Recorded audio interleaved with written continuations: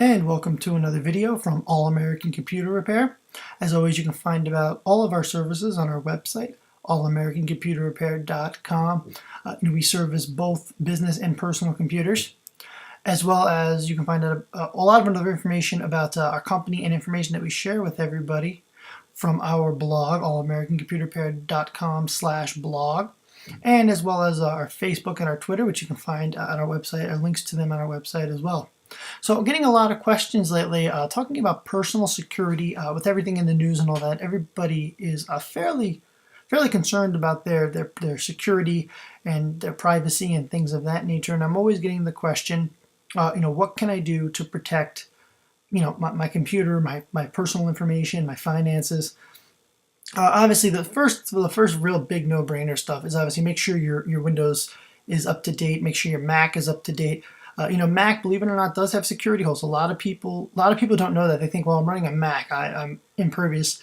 As Mac is getting more market share, it's becoming more and more of a target. So just to make sure, your Mac updates are done. You're running the latest OS on the Mac. With Windows, obviously, if you're running an older version, that's perfectly fine. Just make sure you're on the latest service pack. Your Windows update. Another big thing I see as well is people that have. The other thing too is people they set their Windows updates for, like, say 2, 3 in the morning, but the computer's off. They turn the computer off. So if you're going to do automatic updates, I would recommend trying to do them at a time when your computer's on. Or if you are going to do them, during the night hours, just leave your computer on, that night, or at least leave your computer on at least once. And you should be leaving it on at least once a week overnight, so that the virus scan can run and all that type of stuff. Another thing too, people don't realize, just because your Windows is up to date does not mean that your computer is completely safe. Obviously, it's a big part of it, but a lot of people don't realize is that you don't just need to patch Windows. You need to actually patch things like Flash, Java, .NET, all that type of stuff. People don't realize that. And there's a program out there, Personal Software Inspector. It's one that I personally really like. And I put it on a lot of people's computers. And what it does is every couple days it checks to see if your Java, your Flash, your Adobe Reader, all that type of stuff is up to date. It's like practically like a no-brainer kind of thing. It's actually really, really good. And I really like it, and it'll really help you out a lot. As well as, too, running a firewall. A lot of people don't know this, but when you get a new Mac, there actually is a firewall built in, but most people don't realize it's off by default. So you have to go into your preferences and turn it on. That's really important, as well as on your Windows machine as well. On a Windows machine, however, I would recommend, some kind of personal software, personal firewall type of stuff.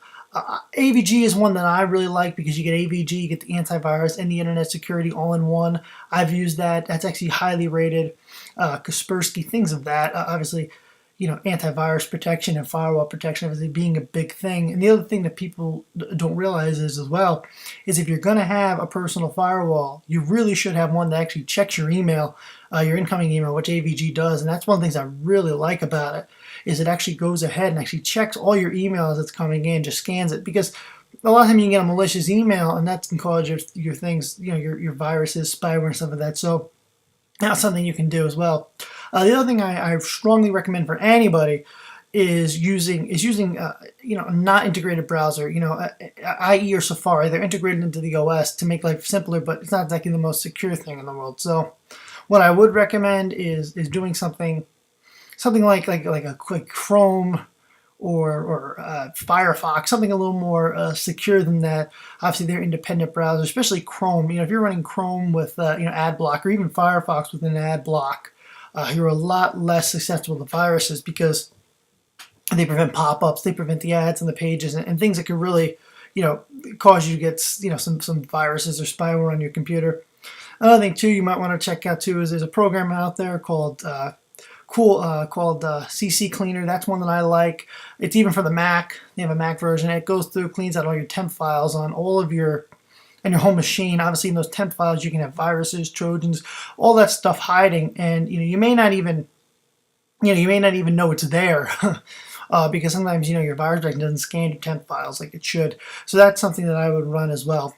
A lot of things you can do. Obviously, if you're at a Starbucks or a place that offers free wireless, Even if you are past, even if you're running a firewall, even if you have AV protection, I would strongly recommend using some kind of VPN. ProXPN is one that I really like. It's a cloud-based VPN. It's got a client in your machine.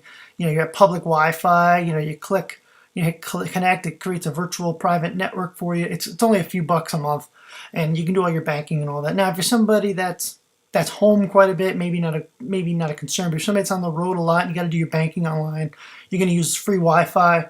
I would recommend using that. And even if you're doing it on your phone, you don't have to. But if you're going to do it on your phone, if you're not too sure how the app is, if it's really that safe, that the bank, mostly your big banks provide fairly safe apps. But if you're dealing with a smaller company, perhaps. I definitely use a VPN for anything, places like Amazon and things like that are accredited, but some of your smaller places perhaps can't afford the type of security, especially, your smaller, e-commerce sites and stuff. So, VPN, there's a VPN client, an app for ProXPN. I would use that one. It actually is really good. It's only a few bucks a month, which is definitely worth, your time and your security. So I want to thank everybody for listening. And again, you can find out about all of our services on our website, and as well, you can find more videos on our YouTube channel here, and as well as on our website. Thank you very much, and we hope you learned something from this video.